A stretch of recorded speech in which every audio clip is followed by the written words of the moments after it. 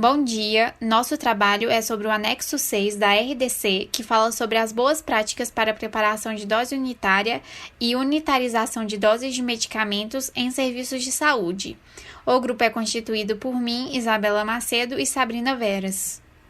O objetivo da RDC é estabelecer os requisitos de boas práticas para o preparo de dose unitária e unitarização de doses de medicamento com a finalidade de ajustar as necessidades terapêuticas do paciente e racionalizar o uso de medicamentos. Bom, primeiramente é preciso diferenciar dose unitarizada de dose unitária. De acordo com a RDC, dose unitarizada é a dose padrão comercializada pelos laboratórios para atender às prescrições médicas de forma geral, enquanto a dose unitária é a adequação da forma farmacêutica à quantidade prescrita a um paciente, ou seja, é uma dose personalizada para atender à necessidade de um paciente específico. O preparo da dose unitária é de responsabilidade do farmacêutico e consiste na subdivisão da embalagem original do medicamento em frações menores ou na subdivisão, transformação ou derivação da própria forma farmacêutica para atender às necessidades terapêuticas exclusivas de pacientes, como dito anteriormente. Para que a unitarização seja feita de acordo com as normas, as características e a rastreabilidade do medicamento devem ser preservadas. Além disso, a unitarização pode ser realizada em farmácias de atendimento privativo, de unidade hospitalar ou qualquer equivalente de assistência médica. E a embalagem primária do produto, que é a embalagem que está em contato direto com o medicamento, deve garantir que as características do medicamento não sejam alteradas. Os casos de transformação ou derivação devem ser exclusivos para a elaboração de doses unitárias e deve ser efetuada em caráter excepcional, na ausência de forma farmacêutica compatível com as necessidades terapêuticas do paciente e deve ser justificado tecnicamente ou com base em literatura específica. E o medicamento obtido deve ser para o uso extemporâneo, ou seja, ele deve ser usado em até 48 horas após a sua manipulação.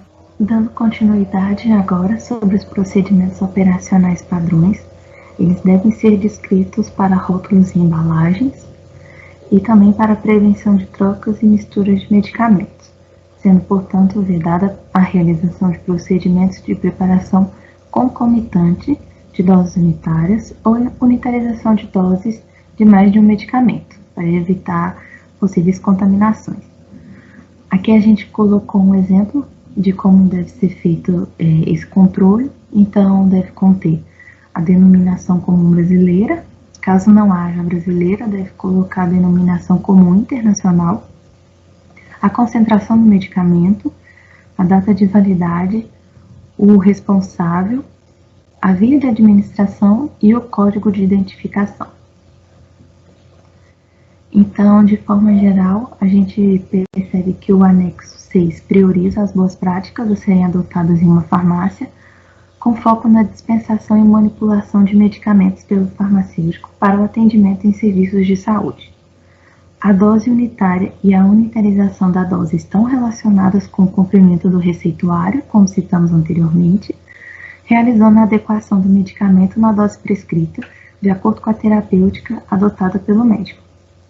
Algumas manipulações devem ser feitas com autorização em farmácias particulares, para que não ocorra automedicação e venda deliberada, devendo exigir o receituário sempre, além de optar pela utilização de fórmulas extemporâneas, que é de uso em até 48 horas.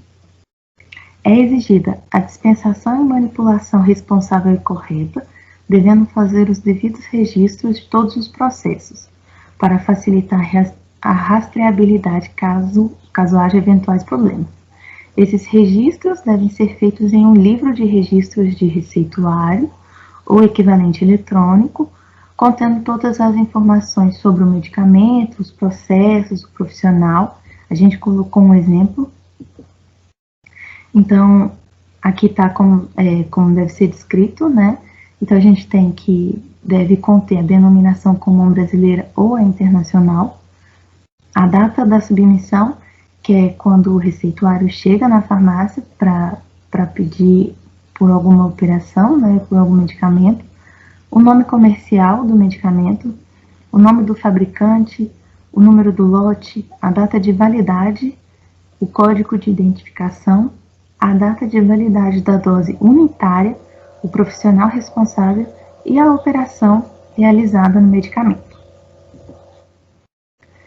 Então, concluindo o trabalho, a gente percebe que o sistema de distribuição de medicamentos por dose unitária vem cumprir, né, como mostramos através desse trabalho, os objetivos exigidos de um sistema racional de distribuição de medicamentos.